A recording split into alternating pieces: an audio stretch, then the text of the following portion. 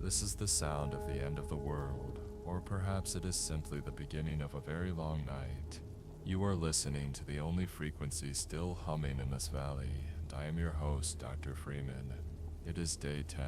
10 days since the first reports of the hemorrhaging fever turned into reports of mass hysteria, which turned into the absolute chilling silence that now grips our streets. I am sitting here in a studio that smells of stale coffee and ozone, watching the needles on my soundboard jump. It is a strange comfort to know that even if no one is listening, the physics of sound remains unchanged. The air still carries the vibration. The transmitter still pulses. If you are out there, huddled in a cellar or barricaded in a high-rise, know that you are not yet a ghost. The city outside these reinforced walls has changed so much in just over a week. On day 3, there were still sirens. On day 6, there were the screams. But today, day 10, there is only the wind and the occasional rhythmic thud of something heavy moving in the shadows.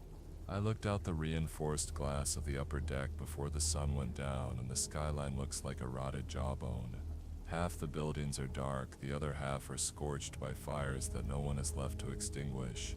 The government broadcasts on the lower bands have stopped. They spent the first 5 days telling us to stay calm and wash our hands, and the next 3 telling us to stay indoors and pray. Now those frequencies are just white noise. It turns out that when the predators look like your neighbors, the old social contracts evaporate faster than water in a desert. But we are not here to mourn the world that was. We are here to survive the world that is. Our program tonight is titled Silver and Sunlight, a bit of a poetic flair for a grim reality. Over the last 48 hours, I have received a handful of pulse burst transmissions and handwritten notes left at the security gate by those of you still moving in the shadows. You have been experimenting, you have been fighting back. And tonight I want to share what we have learned about the physical barriers and the tactical use of light that might just keep your heart beating until the next dawn. Let us start with the physical.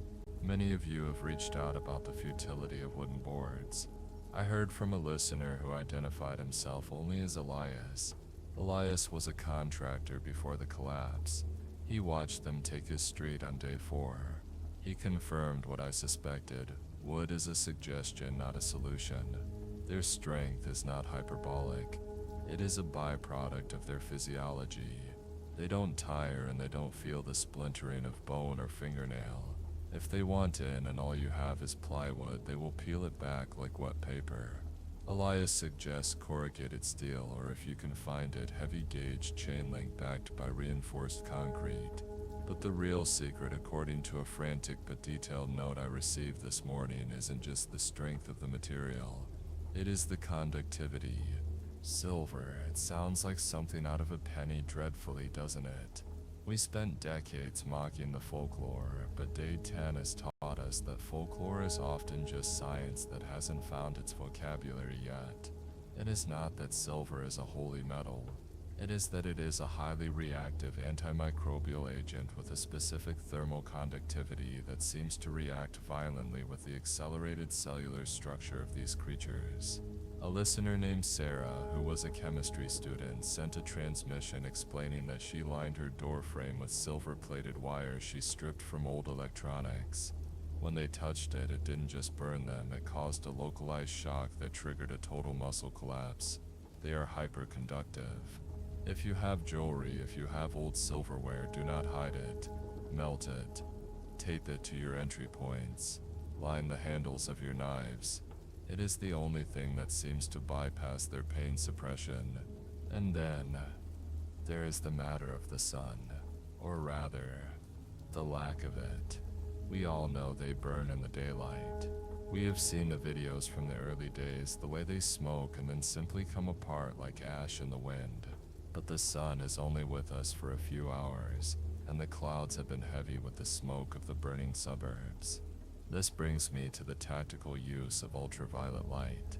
I have had several reports about people trying to use standard black lights or party bulbs. Let me be very clear. Stop. You are wasting electricity and you are giving yourself a false sense of security.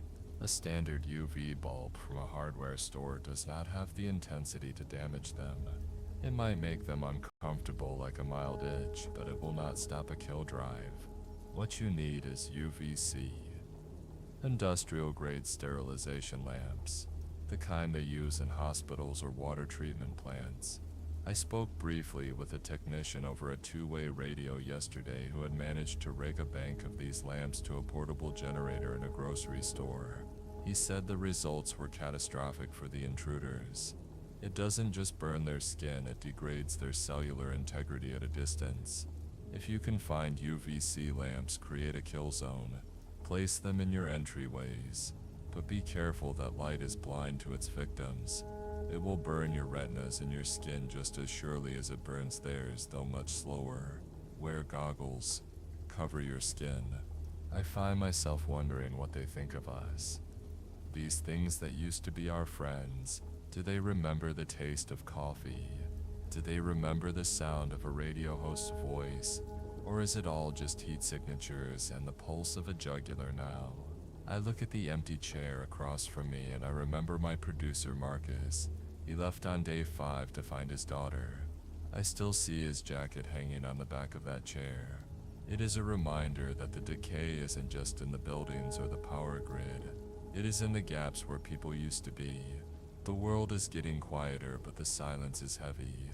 It is a dense, physical thing that presses against your eardrums. I have another report here, this one from a group of survivors in the old subway tunnels. They are reporting that the deeper they go, the more the creatures seem to aggregate. They are building nests. This contradicts the early reports that they were solitary hunters. They are organizing. That is the word I feared. If they can organize, then day 10 is only the beginning of a very long dark age. The survivors in the tunnels mentioned that the creatures seem to be sensitive to certain frequencies of sound as well, though they haven't been able to pinpoint which ones. If you have a shortwave radio or a signal generator, try the higher frequencies. If you find something that makes them flinch, tell me, broadcast it. We have to build a library of their weaknesses. The news, if you can call it that, remains bleak. I managed to pick up a weak signal from a maritime vessel about 50 miles off the coast. They are reporting that the infection has reached the islands. There is no away anymore. There is only here. The rumors of a safe zone in the mountains are still just that, rumors. I have heard 3 different locations for this supposed sanctuary, and each one is further than the last. Do not leave a secure location for a rumor. The roads are graveyards of stalled cars and things waiting in the ditches. If you have a wall and you have silver and you have a source of light, stay put. I look at the clock. It is 2 a.m. The dead hours. This is when the hunger is loudest outside. I can hear them sometimes, scratching at the ventilation ducts of this building. They know I am here. They can hear my voice, I suppose. Maybe they find it soothing. Or maybe it is just a dinner bell, but the seals are holding. And I have my own UV array pointed at the door. I have enough canned peaches and bottled water to last another month. I have enough stories to tell to last a lifetime, though I suppose the definition of a lifetime has become rather short lately. If you are listening to this and you are feeling the weight of the world collapsing, I want you to do something for me. I want you to find a mirror. Look at yourself. See the way your heart moves the skin of your neck. You are a miracle of biology. You are a warm-blooded thinking, feeling remnant of a civilization that built towers to the stars. These things outside, they are just shadows.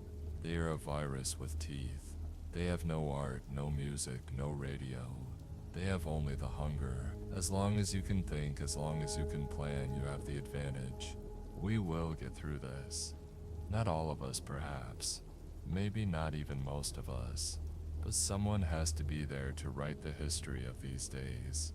Someone has to tell the story of the silver and the sunlight. I will be here tomorrow night and the night after that, as long as the fuel for the generator holds out and my lungs keep drawing air. Keep your lights bright. Keep your blades silvered. And for the love of all that is still holy in this broken world, do not open your door for anyone who doesn't breathe. This is Dr. Freeman signing off for now. Stay in the light. Stay alive. I will talk to you in the morning if the sun decides to rise again. Good night.